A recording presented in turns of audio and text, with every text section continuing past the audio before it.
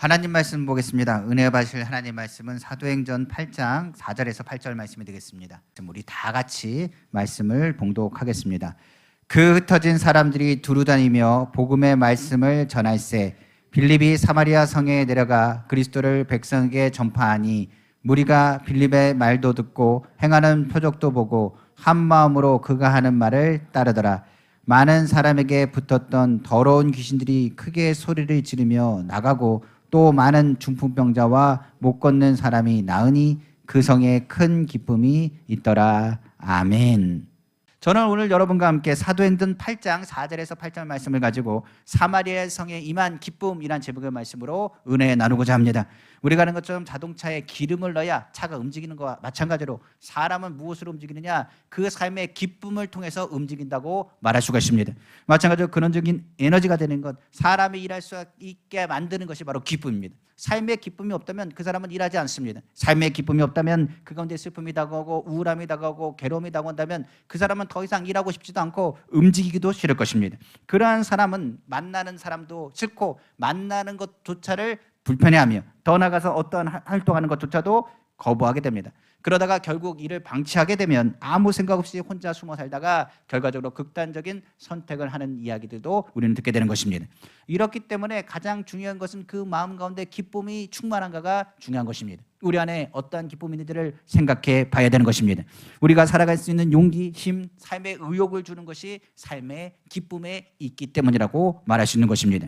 그 기쁨에 대해서 성경은 또 이렇게 말합니다. 마음의 즐거움이라고 말하는데 그 기쁨이 없는 것, 그 즐거움이 없는 것은 삶에 있어서 근심과 걱정만 나올 것이고 괴로움이 더할 것이라고 성경은 말합니다. 이를 통하여 성경은 말하기를 마음의 즐거움에 대한 것은 양액이 될 수 있지만 마음의 근심과 걱정이 되는 것은 뼈를 마르게 한다는 것을 통하여 그 근심과 염려는 건강도 문제를 일으키게 된다는 것을 의미할 수 있습니다. 그래서 삶의 기쁨이 넘치는 사람은 건강한데 삶의 기쁨이 없는 사람은 그 건강마저도 무너지게 된다는 것입니다. 성경 잠언 17장 22절에 성경은 분명히 말씀하고 있습니다. 마음의 즐거움은 양약이라도 심령의 근심은 뼈를 마르게 하는다고 성경은 말하고 있기 때문에 그렇습니다. 그래서 삶에 무엇을 갖는 것이 중요하냐? 기쁘게 사는 것이 좋습니다. 그 기쁨을 가지고 살 때 삶의 의욕을 가지게 되고 삶의 힘을 얻고 나아갈 수 있기 때문에 그렇습니다. 더 나아가서 이 기쁨은 뭐와도 연결되느냐? 믿음과도 연결되는 것입니다. 성경에 말하기를 항상 기뻐하라, 쉬지 말고 기도하라, 범사에 감사하라, 이런 그리스도 예수 안에서 너희를 향하신 하나님의 뜻이라고 했습니다. 그 기쁨이 왜 믿음과 연결되느냐? 믿음이 있어야 그 얼굴에 기쁨이 나타나고 예수 그리스도가 우리의 기쁨이라는 걸 깨달아야 믿음 생활과 신앙 생활이 이루어진다는 것을 의미합니다. 예를 들어서 이렇습니다. 우리가 예수 믿으세요 얘기하는데 얼굴에 근심과 염려를 갖고 있다면 누가 그 말을 믿을 수가 있겠습니까? 아까 우리가 성가대 찬양하는 것을 들어서 언제나 내 모습 주 안에, 내 모습 주님 안에 나는 기쁘다고 하는 그 찬양 가사를 우리가 듣고 있는데 만약에 찬양하는 사람이 인상을 팍팍 쓰고 찬양한다고 한다면 누가 그 모습을 보고 은혜를 받겠습니까? 믿음이 있다는 것은 무엇을 통해서 알 수 있느냐? 힘들이 있어도 어려운 일이 있어도 그 얼굴에 무엇을 충만할 때 예수로 충만하다, 기쁨으로 충만할 때 비로소 우리는 뭘 받을 수 있느냐? 주님의 위로와 믿음의 모습을 선포할 수 있는 것입니다. 그래서 빌립보서에서 바울은 뭐라고 그러냐? 주 안에서 기뻐하라, 내가 다시 말하노니 기뻐하라고 말했습니다. 이것은 성경에 말하기를 명령입니다. 예수 믿는 사람은 어떻게 살아야 된다? 기쁘게 살아야 된다. 기쁨을 가지고 살아야 그 사람의 믿음이 있는지 없는지를 확인할 수가 있는 것입니다. 그래서 우리는 이 기쁨을 가져야 되는 것입니다. 본문 성경을 한번 다시 보시면 이런 말이 있습니다. 빌립이 사마리아에 가서 그리스도를 전했더니 그 사람들이 한 마음으로 그 말을 따르기 시작했다고 했습니다. 그리고 나서 하나님의 기적과 하나님의 능력이 나타났더니 어떤 일을 하냐? 그 성에 큰 기쁨이 충만했다고 성경은 기록하고 있습니다. 오늘 이 시간 하나님의 말씀을 선포합니다. 예수 그리스도의 말씀 속에서 우리 가운데 없었던 기쁨, 잊어버렸던 기쁨이 좀 회복되길 원합니다. 더 나아가서 그 기쁨이 회복되고 큰 기쁨을 얻고 그 기쁨을 누리는 시간 되기를 간절히 원합니다. 삶의 의욕을 다시 갖길 원하고 용기와 희망을 갖길 원하고 절망과 낙심에서 다시 일어나길 원하고 큰 성 사마리 성에 큰 기쁨이 온 것처럼 우리 은빛교회뿐만 아니라 우리 성도들의 가정, 사업, 모든 환경 가운데 주님이 주시는 그 기쁨으로 인하여 다시금 승리의 삶 살기를 다시 한번 주님의 이름으로 축원합니다. 첫 번째로 사마리아 성에 임한 큰 기쁨은 무엇을 통해서 임했느냐? 바로 성경은 말하기를 예수 복음을 통해서 임했다라고 성경 분명히 말하고 있습니다. 예수 복음을 들었을 때 그들은 다시 큰 기쁨을 얻게 됐다고 성경은 말하고 있는 것입니다. 성경에 보니 빌립이 사마리아에 가서 예수 그리스도를 전함에 그들이 한 마음으로 그를 따랐다고 말합니다. 그때 그들에겐 기쁨이 다가왔다고 말하고 있고 그 기쁨은 그들에게 세상과 다른 그 기쁨이었다고 성경은 기록하고 있는 것입니다. 바로 먼저 우리가 알아야 될 건 예수 그리스도가 우리의 뭐가 된다는 것을 고백해야 되느냐, 기쁨이 된다는 것을 고백해야 됩니다. 복음은 무슨 소식이냐? 기쁜 소식이 바로 복음입니다. 많은 사람들은 기독교를 종교라고 생각하는 사람이 있습니다. 그러나 분명히 얘기합니다. 기독교는 종교가 아닙니다. 기독교는 또한 철학적으로 이야기하는 사람들이 있습니다. 그러나 기독교는 철학도 아닙니다. 우리가 하는 것은 종교나 철학이 아니라 기독교의 핵심 메시지는 뭐가 되느냐? 예수 그리스도가 우리를 죄와 사망에서 건지셨다, 구원하셨다. 예수 그리스도를 믿는 믿음이 기독교의 핵심 메시지가 될 수 있습니다. 그러므로 예수 그리스도가 없다는 것은 기독교가 아닙니다. 그리고 예수 그리스도가 구세주로 영접하고 예수 그리스도를 믿음으로 나가는 것은 종교, 철학이 아니라 믿음의 고백이요, 이것은 생명과 같은 것임을 우리는 분명히 알아야 되는 것입니다. 그러므로 예수 그리스도가 이 땅에 무엇으로 오셨냐? 구원자로 오셨습니다. 그리고 예수 그리스도께서 오신 일은 다른 것 때문에 오신 것이 아닙니다. 우리의 죄와 우리의 사망의 모든 것을 멸하시고 그 죄를 청산하시고 우리에게 구원과 자유함과 승리를 주시기 위해서 오셨다고 성경은 분명히 말씀하고 있는 것입니다. 우리가 아는 것처럼 죄에서 우리는 눌린 자였습니다. 그 영혼이 자유롭지 못했습니다. 성경에 말하기를 죄가 들어왔습니다. 그들이 선악과를 따먹고 아담의 범죄로 인해 죄가 들어왔고 죄의 종이 되었다고 성경은 말하고 있습니다. 그런 죄의 모든 것이 끊기기 시작했는데 가장 중요한 것이 끊겼습니다. 그것이 무엇이냐? 에덴에서는 기쁨이 충만했는데 하나님과의 관계가 끊어지자마자, 하나님의 교제가 끊어지자마자 그들에게 사라진 것이 바로 기쁨이었습니다. 그때부터는 무엇을 먹어야 될지 염려하기 시작했고 환경과 근심하기 시작했습니다. 그전에는 근심이 없었습니다. 염려가 없었습니다. 그냥 하나님과 동행하는 그 자체가 기쁨이었습니다. 그런데 그 기쁨의 모든 것이 끊어진 것입니다. 그런데 이 기쁨을 회복하기 위해서 하나님께서 누굴 택하셨느냐? 그 사랑하는 외아들 독생자 예수 그리스도를 택하셔서 우리에게 보내신 것입니다. 사마리아 지역 가운데 선포하는 것입니다. 여러분들이 염려하지 않습니까? 근심하지 않습니까? 죄악으로 인하여 관련되어 눌리고 있고 자유롭지 못한 여러분들을 향하여 예수 복음을 전합니다. 예수 그리스도의 복음이 여러분들에게 나갈 때 죄에서 자유함을 얻습니다. 여러분들 가운데 주님의 평강과 위로가 임합니다. 주님의 은혜가 임합니다. 선포한 것입니다. 그 빌립의 음성을 누가 들었느냐? 사마리아 성에 있는 사람이 들었다는 이야기입니다. 그들 가운데 하나님의 교제가 회복되는 것이 우리의 기쁨이 된다는 것을 강조하는 내용입니다. 성경은 말합니다. 로마서 5장 17절에 19절이죠.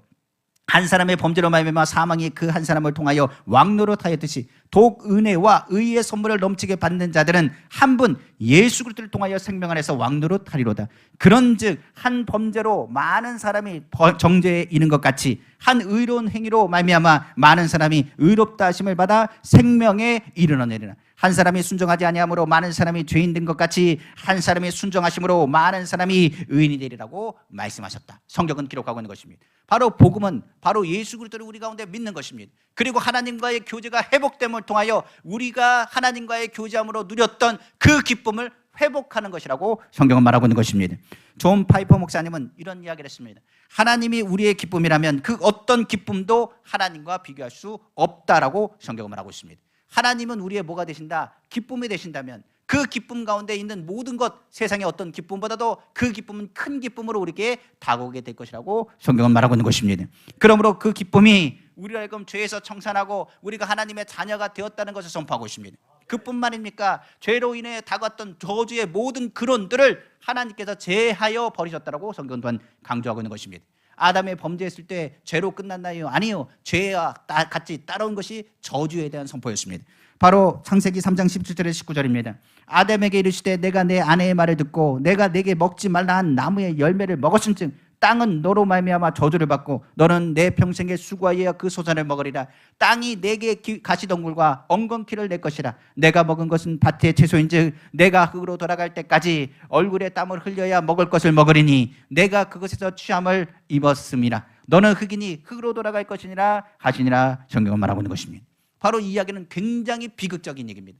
사람이 아무리 노력한다 할지라도 땀을 흘려야 순간의 기쁨은 누릴 수 있습니다. 그러나 가시와 엉겅퀴가 그 삶을 끊임없이 찌를 것이라고 말하고 있습니다.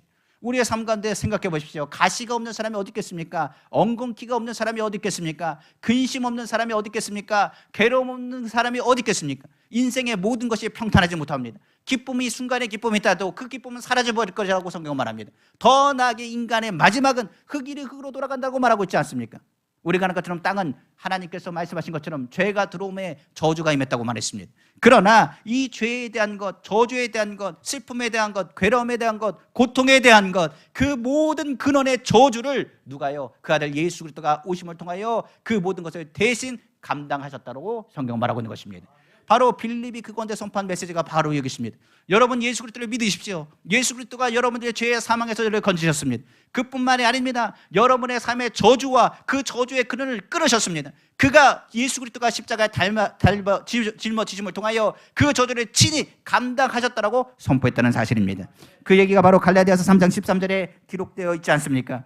그리스도께서 우리를 위하여 저주를 받는 바 되사 율법의 저주에서 우리를 속량하신 뒤 기록된 바 나무에 달린 자마다 저주 아래 있는 자라 하였습니다. 성경은 말하고 있는 것입니다. 그러므로 땀을 흘리며 고래로움과 고통 가운데 가시한공기 가운데 있었던 우리를 향하여 예수 그리스도가 대신 짊어지셨으므로 여러분들은 저주받는 존재가 아닙니다. 의로운 존재뿐만 아니라 여러분들은 하나님의 복이 있는 존재요, 존귀한 자며 귀한 존재라고 말씀하고 있는 것입니다. 우리가 아는 것처럼 사마리아 사람들은 무시당한 사람들입니다. 사마리아 사람들은 우리가 아는 것처럼 유대인들에게 있어서는 저주받은 사람들입니다. 그들은 어떤 사람이냐? 하나님을 섬기는 사람이 아니라 섞여 있는 사람이요, 그들은 문제가 있는 사람이요, 하나님이 기뻐하지 않는 사람이요, 하나님이 싫어하는 사람이라고 생각할지 모르겠습니다. 그러나 그 사람들의 마음에는 상처가 있습니다. 그 사람의 마음들은 괴로움이 있습니다. 그런데 빌립이 와서 예수 복음을 전했다는 말합니다. 여러분들 괴로워하지 마십시오. 여러분들의 삶의 저주는 이미 예수님께서 짊어지셨습니다. 그러므로 모든 무거운 짐을 주님께 맡기십시오. 그가 여러분들의 짐을 대신 짊어지신다라고 말씀하신 것입니다. 우리가 아는 마태복음 11장 28절입니다. 수고하고 무거운 짐자들아 다 내게로 오라, 내가 너희를 쉬게 하리라 말했습니다. 바로 사마리아 지역에도 빌립이 가서 주의 말씀을 선포할 때 많은 이들이 주의 복음을 듣고 마음이 흔들리며 마음이 뜨거워져서 주님 앞에 다가갔다는 사실입니다. 우리의 삶에도 가시엉겅퀴가 아직 있습니까? 없는 사람은 없습니다. 그러나 기억하십시오. 가시엉겅퀴 때문에 염려하지 마십시오. 그 가시엉겅퀴를 누가 친히 담당하셨느냐? 예수 그리스도께서 친히 담당하신 것입니다. 그래서 우리는 복음을 들으면 이렇게 기도할 수 있습니다. 주님, 내 삶이 너무나 힘이 듭니다. 내 삶 가운데 가시엉겅퀴가 있습니다. 내 삶이 너무나 흔들립니다. 그러나 내 안에 예수 그리스도가 있다는 것이 나에게 큰 축복입니다. 주님이 나와 함께 하심을 믿습니다. 그러므로 나는 저주받는 존재가 아닙니다. 내 사업이 흔들린다고요? 아니요. 오히려 이것이 나에게 복이 될 줄로 믿습니다. 내 삶의 가시가 나를 찌른다고요? 아니요. 이 가시가 나에게는 뭐가 되느냐? 은혜가 될 줄 믿습니다. 내 약할 때가 강함이 될 줄 믿습니다. 주님이 나를 도와주실 것을 믿습니다라고 믿음으로 고백하게 되는 것입니다. 그러므로 예수 복음은 우리 가운데 말합니다. 너는 하나님의 자녀다. 너는 복 있는 사람이라고 말하게 되는 것입니다. 그러므로 우리가 주의 음성을 듣고 이 자리에 모였습니다. 그러므로 우리가 주의 음성을 듣고 이 자리에 모였을 때 예수 이름으로 우리를 기도할 때는 주님의 복이 우리 가운데 임한다는 것을 기억하고 저주는 우리와 상관없다는 것을 선포하고 믿음 안에 굳게 서시기를 다시 한번 주님의 이름으로 축원합니다. 사마리아 지역에 또한 빌립이 선포하기 시작합니다. 여러분 죽음에 대해서 두려워합니까? 아닙니다. 죽음에 두려워하지 마십시오. 이미 죽음의 권세는 물러갔습니다. 예수 그리스도께서 우리를 향해서 십자가 달리시고 죽으시고 부활하셨습니다. 그러므로 예수 죽음 내 죽음, 예수 부활 내 부활이 됩니다. 그러므로 죽음의 권세에 걱정하지 말고 염려하지 마십시오. 모든 것을 통하여 하나님께서 약한 것을 강하게 하시고 없는 것을 힘까지 부르신 주님께서 여러분들의 예비한 것이 크다는 것을 빌립은 선포했다는 사실입니다. 그 복음에 대한 메시지는 또한 고린도서 15장 42절에 45절에 이렇게 기록되고 있습니다. 죽은 자의 부활도 그와 같으니 썩을 것을 신고 썩지 아니할 것으로 다시 살아나며 욕된 것으로 신고 영광스러운 것으로 다시 살아나며 약한 것으로 신고 강한 것으로 다시 살아나며 육의 몸으로 신고 신령한 몸으로 다시 살아나니 육의 몸이 있은즉 또 영의 몸도 있느니라. 기록된 바 첫 사람 아담은 생명이 되었다함과 같이 마지막 아담은 살려주는 영이 되었나니 성경 말하십니다. 죽음에 대한 부분만 얘기한 것이 아닙니다. 여기 본문을 보시면 썩을 것을 신고 썩지 않는 것을 거둔다 했습니다. 더 나아가서 뭐라 그러냐? 욕된 것을 신고 영광스러운 것을 거둔다고 했습니다. 더 나아가서 우리가 아는 것처럼 약한 것을 신고 강한 것으로 다시 산다고 성경 기록하고 있습니다. 우리의 삶 가운데 약한 문제가 있습니다. 우리 삶 가운데 여러 가지 문제가 다가올 때가 있습니다. 정말로 괴로울 때가 있습니다. 우리가 조롱을 당하고 비난을 당하고 비판을 당할 때가 있습니다. 그러나 그 모든 것을 뭘로 바꾸시냐? 예수 그리스도를 통하면 그것을 영광으로 바꾸시고, 나의 약한 것을 예수 그리스도를 통하면 강하게 만드시고, 나의 부족한 것을 예수 그리스도를 통하면 더 풍성하게 만드신다고 약속하고 있는 것입니다. 그러므로 이 삶 가운데 하나님께서 약속하신 것은 저주가 아닙니다. 우리의 삶 가운데 육체의 가시조차도 바울이 얘기하기를 이것은 나에게 하나님의 은혜로다. 내가 약할 때 강함이라 하나님의 능력이 내 안에 거하게 하려 함이라고 고백했던 것을 우리는 기억하게 되는 것입니다. 예수 그리스도는 우리를 살리시는 분이십니다. 예수 그리스도를 통해서 우리는 다시 살아나는 것입니다. 그러므로 빌립은 복음을 전할 때 이렇게 얘기합니다. 여러분들 예수 그리스도를 믿으십시오. 예수 그리스도는 종교가 아닙니다. 예수 그리스도는 철학이 아닙니다. 예수 그리스도는 생명입니다. 여러분들이 생명을 얻고자 한다면 예수 그리스도를 믿고 받아들이십시오. 예수 그리스도를 믿으면 여러분들 삶 가운데 살리는 예수 그리스도의 영이신 성령께서 여러분들을 주관하실 것입니다. 그들의 마음이 뜨거워지기 시작하고 그들의 마음 가운데 그 복음을 통하여 그 말을 한 마음으로 받아 따르기 시작했다고 성경은 말하고 있는 것입니다. 우리도 하나님의 영광을 바라봅니다. 무엇보다도 주님의 역사를 바라봅니다. 주님의 하늘나라를 바라봅니다. 하나님의 말씀을 사랑하고 주님을 따르게 되어 있게 되는 것입니다. 그러면 예수 복음을 받은 자는 예수님을 더욱 사랑하셔야 됩니다. 그 사랑을 통하여 우리는 뭐하게 되느냐? 하나님의 복된 자일 뿐만 아니라 주님의 약속하시고 예비되신 하나님 나라를 얻게 되는 것입니다. 성경 한번 보겠습니다. 요한복음 14장 23절에 예수께서 대답하여 이르시되 사람이 나를 사랑하면 내 말을 지키리니 내 아버지께서 그를 사랑하실 것이요 우리가 그에게 가서 거처를 그와 함께 하리라. 성경은 말하고 있는 것입니다. 주의 복음을 받으면 하나님이 나를 사랑하신 걸 압니다. 내가 주님을 사랑하면 주님이 나를 사랑한 건 압니다. 사랑하는 사이에 중요한 것은 뭐가 있느냐? 기쁨이 있다는 사실을 잊지 말아야 됩니다. 기쁨은 누구와 누리는 것이냐? 사랑하는 자와 누리는 것이 바로 기쁨입니다. 우리가 주님과의 기쁨이 있다는 것, 주님이 우리와 함께 한다는 것입니다. 그 기쁨은 복음을 들었을 때 다가오는 기쁨입니다. 주님이 나를 사랑하시는구나, 주님이 나를 얼마나 사랑하지 깨닫는 것이 바로 복음의 핵심입니다. 그러면 또한 이 복음을 전할 때 그 기쁨은 배가 됩니다. 당신을 주님이 사랑하십니다. 주 예수 그리스도 당신의 죄에서 건지셨습니다. 그들이 예수 그리스도를 만나고 나아갈 때 그 기쁨은 우리 가운데 더 충만하게 다가오게 되는 것입니다. 빌립은 사마리아 지역을 갔다고 했습니다. 사마리아 지역은 유대인들이 가기에 거리끼는 곳이었습니다. 많은 교회가 흩어지고 고난에 당했습니다. 그러나 그 고난 가운데 있음에도 불구하고 교회는 기쁨을 가지고 있었습니다. 우리가 아는 것처럼 8장의 배경을 한번 보십시오. 예루살렘에 있는 교회가 큰 박해를 받았다고 했습니다. 그 중에 한 사람이었던 누구였냐? 사울이라는 사람이 등장했기 때문에 그렇습니다. 사울이 한 것은 다른 것이 아닙니다. 교회를 핍박하고 교회를 진멸하고자 각 집에 돌아다니며 남녀를 옥에 가뒀다고 했습니다. 이 사울이라는 사람이 얼마나 괴롭혔는지 모르겠습니다. 그 가운데 누가 순교를 당했냐? 스데반이라는 사람이 순교를 당했습니다. 교회는 낭망하고 절망할 수밖에 없었습니다. 그런데 그 와중에 절망하고 낭망한 게 아니었습니다. 스데반이 죽는 그 얼굴이, 잠든 얼굴이 천사의 얼굴 같았으며 그 얼굴이 너무나 기뻤기 때문입니다. 스데반은 목숨이 꺼지는 그 순간에도 기쁨을 놓치지 않았습니다. 많이들 그 기쁨을 받았습니다. 교회는 그 가운데 위로를 받았습니다. 교회 안에는 예수 그리스도의 기쁨을 가지고 있었습니다. 그렇기 때문에 그 기쁨을 간직하며 흩어지기 시작했습니다. 그 중에 빌립이란 사람이 아무도 가기 꺼려하는 사마리아 지역 가서 그 기쁨을 전하게 된 것입니다. 우리도 기억하십시오.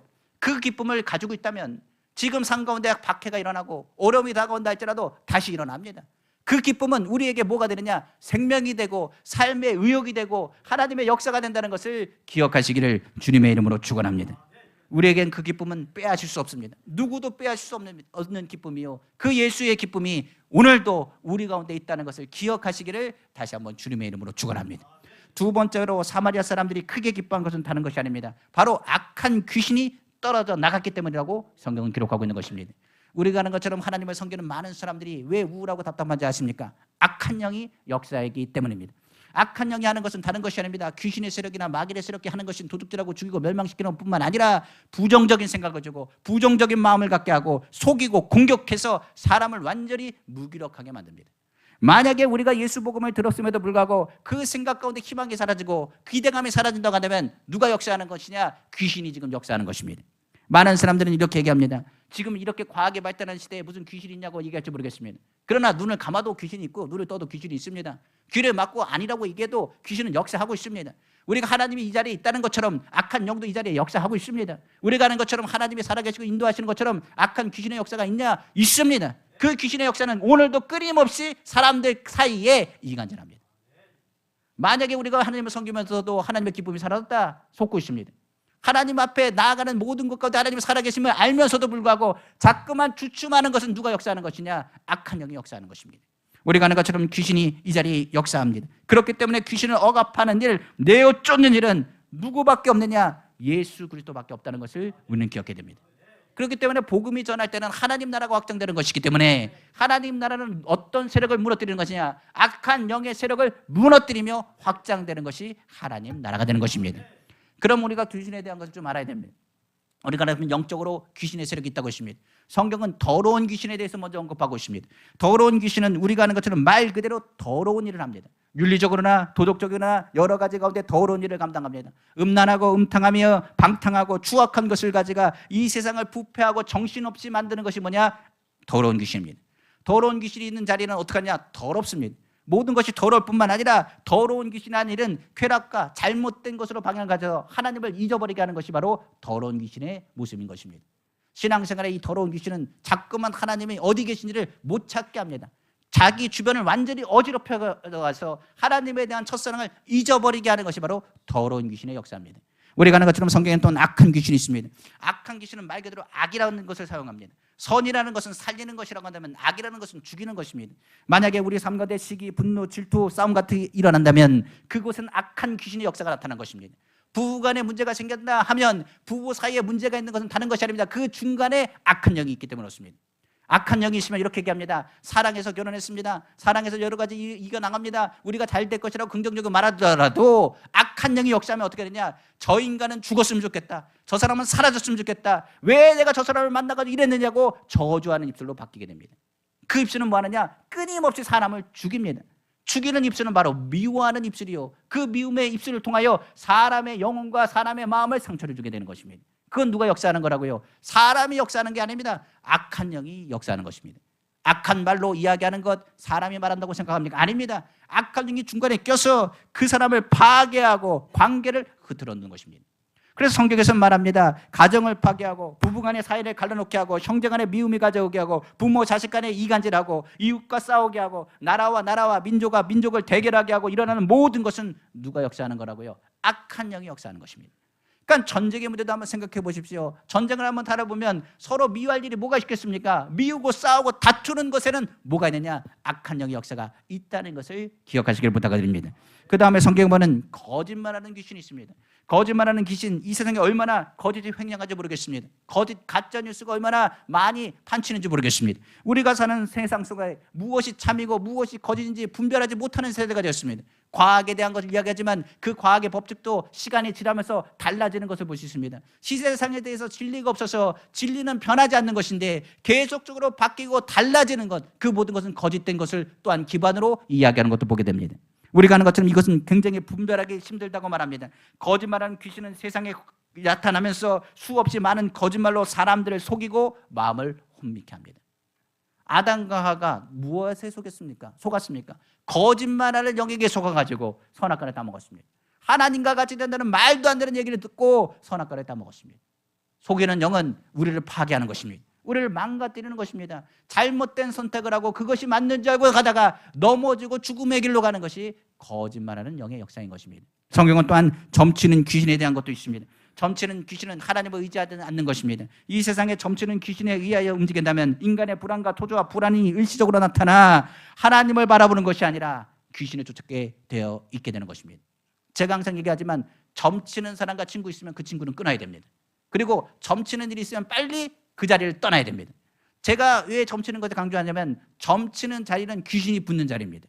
점치는 사람들은 공통점이 있습니다. 뭘 공통점을 얘기하느냐? 항상 가면 문제 없다는 얘기 안 합니다. 꼭 문제가 있다고 말합니다. 그리고 말하기에 꼭 문제가 있을 뿐만 아니라 위험하다고 말합니다. 꼭 뭐라고 얘기하느냐? 좋은 일에 대한 건 좋다고 얘기하지 않습니다. 좋은 일이 있는데 뭐가 하나가 이것을 해결해야 된다고 이야기합니다. 그리고 그들이 요구하는 건 물질이요, 그들이 요구하는 것은 하나님을 배반한 일인 것을 우리는 알아야 되는 것입니다. 그러므로 그들은 영원한 지옥으로 떨어지게 하도록 그들의 삶에 붙어서 복음과 멀어지도록 하는 것이 점치는 귀신의 역사입니다. 그래서 성경은 말합니다. 점치는 자와 같이 있지도 말고 점치는 곳에 가지도 말고 오직 하나님을 의지하고 믿음으로 나아갈 것을 다시 한번 거듭 강조하고 있는 것입니다.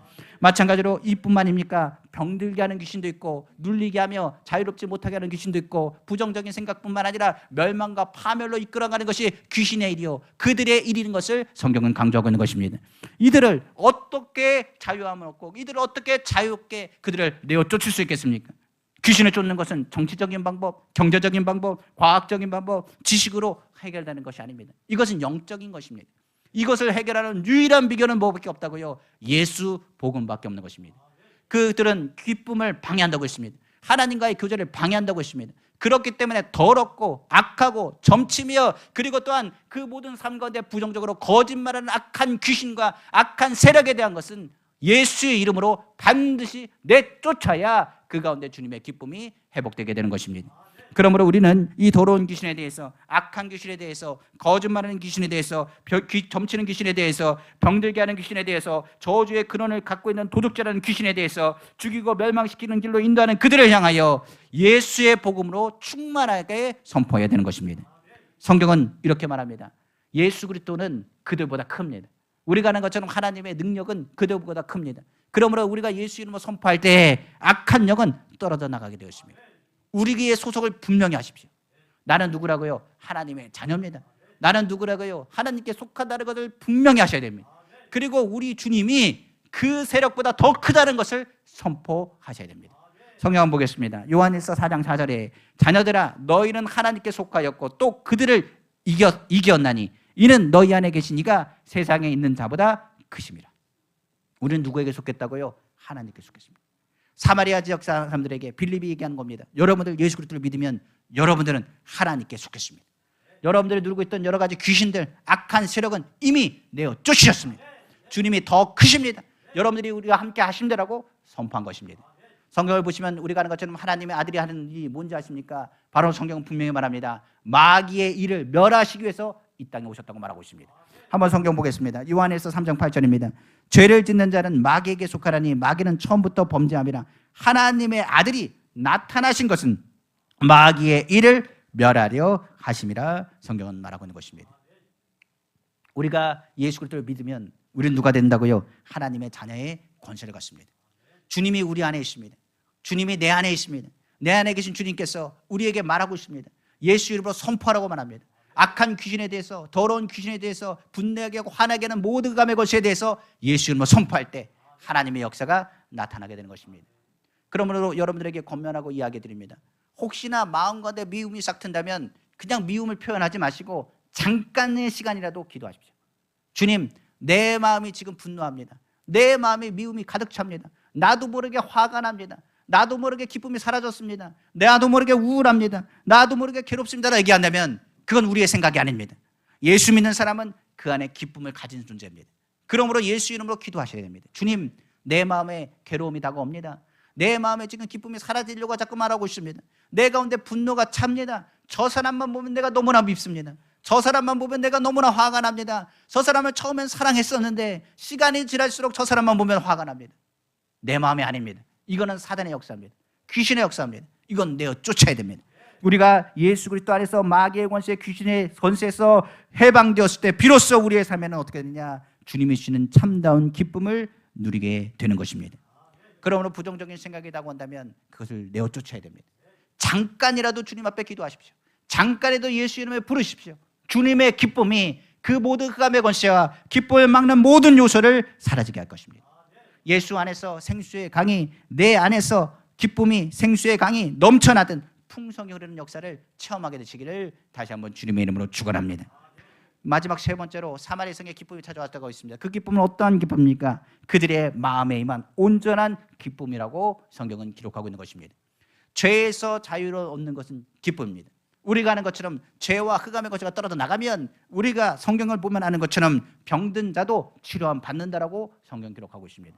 근데 여기서 병든 자를 보니까 어떤 사람을 집중적으로 얘기하느냐? 중풍병자와 걷지 못하는 사람에 대한 부분들을 성경은 언급하고 있습니다. 중풍병자와 걷지 못하는 사람, 안진병이라고 이야기할 수 있습니다. 그들이 오히려 나았다고 말하고 성경은 말하기를 온 성이, 사마리아 성이 어떻게 되었다? 기쁨으로 충만하게 되었다라고 성경은 또한 기록하고 있습니다. 우리가 아는 것처럼 중풍병자와 이 걷지 못하는 사람, 이 사람들은 육신의 장애를 가진 사람입니다. 회복될 수 없는 상황일지도 모르겠습니다. 그런데 그들이 치료받았을 때 그 육신의 치료함으로 분명히 기뻐했을 것입니다. 그런데 문제는 그것만이 있다는 것이 아닙니다.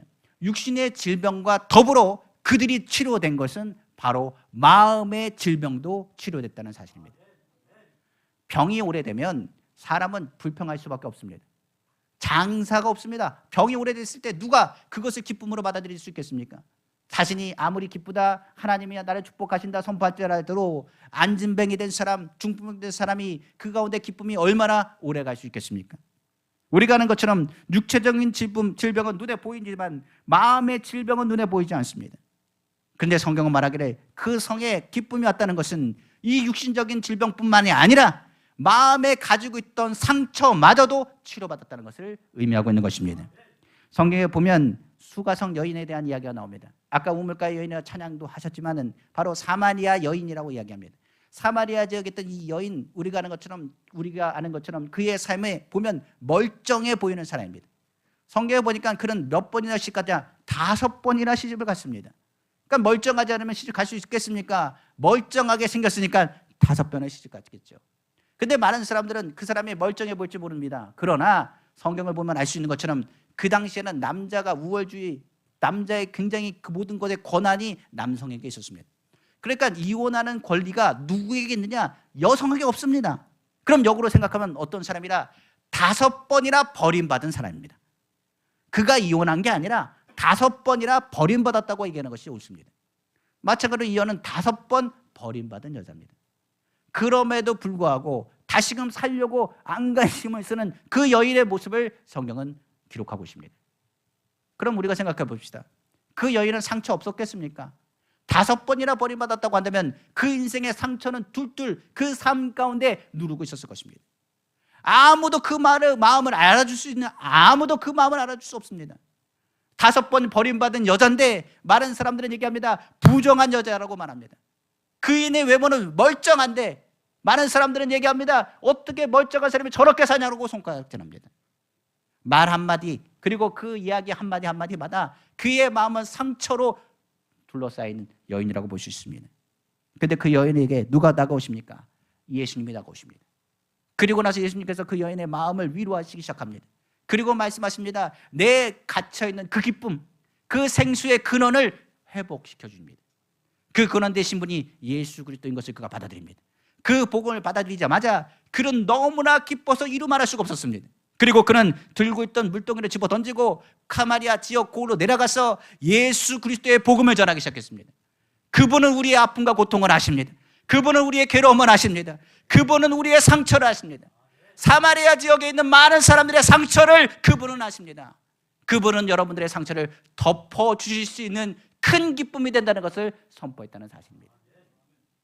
우리도 기억하시길 원합니다. 분명 이 자리에 상처 있는 사람이 있습니다. 마음에 상처 없는 사람이 있겠습니까? 세상에 마음에 상처 없는 사람은 없습니다. 오늘 주님은 말합니다.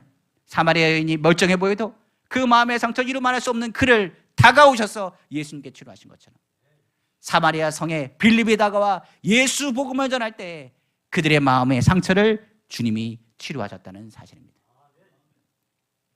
우리가 기억할 수 있죠. 사마리아 성에서 예수님께서 먼저 다가가셨습니다. 사마리아 지역을 지나가야 하겠는지라. 분명히 사마리아 여인이 주의 복음을 전했을 것입니다. 그러면 사마리아 성은 매일마다 기쁨이 충만해야 되죠. 그런데 빌립이 갔을 때 그 지역은 기쁨이 충만하지 않았습니다. 그들은 상처와 아픔이 너무나 컸기 때문입니다. 그때 빌립이 예수 그리스도의 복음을 전하면서 어떤 일을 한지 아십니까? 성령이 역사하셨다는 것을 우리는 기억해야 됩니다. 우리가 예수 그리스도를 잊어버리면 내가 가지고 있는 기쁨은 잊어버립니다. 성경은 말합니다. 주님의 기쁨을 누가 뺄 수, 우리가 하나님께서 주신 그 첫사랑, 하나님 만났던 그 기쁨을 아무도 빼앗을 수 없습니다. 그 기쁨은 우리 안에 있습니다.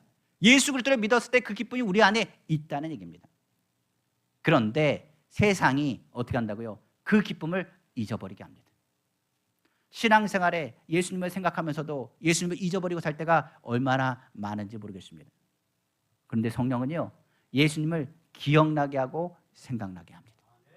빌립이 사마리아 지역을 말씀을 선언하기 시작합니다. 그곳은 사마리아 여인이 있던 장소이기도 합니다. 그 사마리아 성에 다시금 기쁨이 충만했다고 말하는데 오늘 본문의 8절에 뭐라 말합니까? 그 성에 큰 기쁨이 있다라고 성경 말합니다. 사도행전에서는 그 기쁨을 무엇과 연결되느냐? 성령이 충만한 것과 연결합니다. 오늘 주님은 이렇게 말합니다. 사마리아의 절망과 낭망한 사람들 마음의 병을 성령께서 다가오셔서 그들의 마음을 치유하신 것입니다. 오늘 주님은 그 마음에 치료받기를 원하는 자를 향해서 말합니다. 수고하고 무거운 다 내게로 오라. 내가 너를 쉬게 하리라. 내 가운데 다시 기쁨이 회복되게 하리라. 내가 다시금 성령으로 충만해서 예수 그리스도를 바라보고 예수 그리스도께서 하신 그 기쁨이 우리 가운데 나타나기를 원하신다는 것입니다. 사마리아 여인이 기쁨이 충만하여 복음을 전한 것처럼 오늘 본문에 빌립이 주의 복음을 전했을 때 그들은 큰 기쁨을 얻었습니다. 오늘 저는 예수님에 대한 얘기를 끊임없이 합니다. 예수 그리스도의 복음이 성령 안에서 오늘 이 시간에 깨닫는 자를 통하여 주님의 기쁨이 나타나게 될 줄 믿습니다. 하나님의 큰 기쁨은 우리의 마음의 상처를 덮기에 충분합니다. 우리가 받았던 삶의 문제를 덮어버리기에 충분합니다. 주님이 주신 큰 기쁨은 우리 안에 있는 슬픔과 낭만과 절망과 괴로움과 상처와 아픔의 모든 것을 덮기에 충분합니다. 우리가 가지고 있는 질병이요, 우리가 있는 괴로움이요, 그 모든 것을 덮어버리고 하나님 앞에 나아갈 수 있는 힘을 주기에 충분하다는 이야기입니다. 오늘 우리가 마음의 상처 때문에 영적인 중풍병자가 된 사람 있지 않습니까? 영적인 안진병이가 되어서 걷지 못해서 하나님 앞에 나아가지 못하는 사람 있지 않습니까? 오늘 주님은 큰 기쁨을 우리에게 주셨습니다. 예수 복음은 말합니다. 은가금은 내게 없거니와 내게 있는 것으로 내게 주노니 곧 나세렛 예수의 이름으로 일어나 걸으라 하신 것처럼 다시 일어나길 원합니다. 오늘 주님의 큰 기쁨이 여러분들을 덮어주고 다시 일어날 힘을 주신다는 사실을 기억하시기를 주님의 이름으로 축원합니다. 성경은 말합니다. 너희는 먼저 그 나라와 그 일을 구하라. 그리하면 이 모든 것을 너희에게 더하시리라. 그 기쁨을 누구도 빼앗을 수 없을 것이라. 그 기쁨이 너희 가운데 충만하길 원한다는 것을 기억하시기를 주님의 이름으로 축원합니다. 말씀을 마치겠습니다. 죄를 통하여 우리는 낭망하고 절망하는 존재가 되었습니다. 죄가 우리와 하나님과의 관계를 끊었습니다. 그 끊어진 교제는 하나님의 기쁨마저도 끊어지게 했습니다. 그러나 오늘 다시금 우리는 예수 그리스도를 통하여 그 기쁨을 회복하였습니다. 하나님의 자녀가 되었고 하나님의 은혜 가운데 우리는 자유함을 가졌습니다.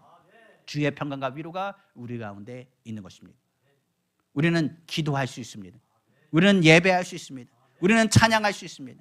염려가 있습니까? 예수 그리스도의 이름을 부르십시오. 주의 이름을 부르는 자는 구원 얻는다고 했습니다. 예수 이름을 부르짖고 주님 앞에 나아가면 주님은 우리의 큰 기쁨이 되어 오셔서 우리의 모든 상처와 아픔을 덮어버리십니다. 오늘 주님의 기쁨이 우리 가운데 충만하길 원합니다. 절대로 그 기쁨 누구도 빼앗을 수 없습니다. 우리가 예수 믿고 성령 안에서 예수님을 생각하고 주님 앞에 나아갈 때 우리는 주님의 기쁨이 될 것입니다. 하나님은 우리의 기쁨이요, 우리는 주님의 기쁨되어 하나님의 기쁨 안에서 은빛교회가 성도들의 삶 가운데 늘 기쁨으로 승리하시기를 다시 한번 주님의 이름으로 축원합니다. 기도하겠습니다.